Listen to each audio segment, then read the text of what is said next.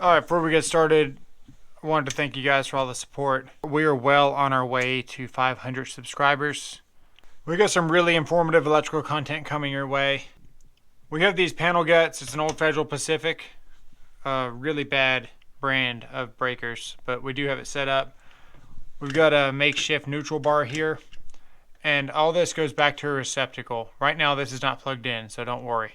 We're going to show you guys how to troubleshoot the main breaker, how to troubleshoot breakers and how they're connected to the bus back here, how to verify if you have a good working breaker or not, electrical safety, how to use a multimeter, a whole bunch of really cool tools.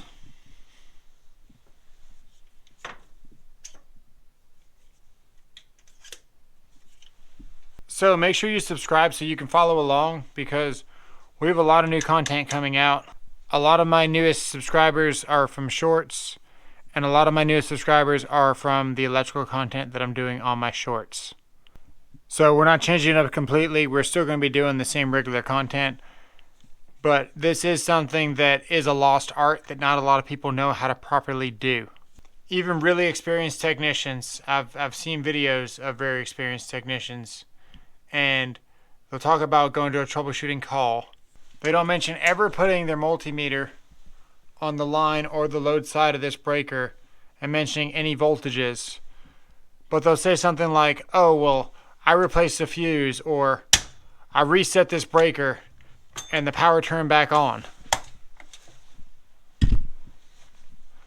But when you're troubleshooting, you want to get as much information as you can about what voltage you started with and what voltage you have now. If you start off with 120 volts up here and you don't have 120 down here, obviously there's a problem around this area. It's pretty self-explanatory, you would think. So we're going to be doing quick videos, 1 to 3 minutes long.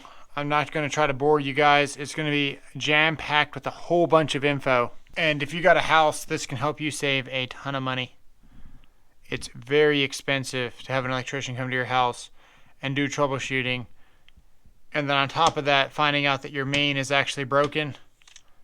That's, $600-700 minimum nowadays. So this will help you troubleshoot things yourself, so you don't have to pay an electrician to tell you what's wrong. It'll help you be able to do it safer and more competently. We'll show you what tools you'll need and do a little bit of electrical theory to explain exactly what the current and the voltage are doing at what point in the system. So be on the lookout for these helpful videos. They're coming very soon. Again, thanks for all the support. We'll see you guys in the next video.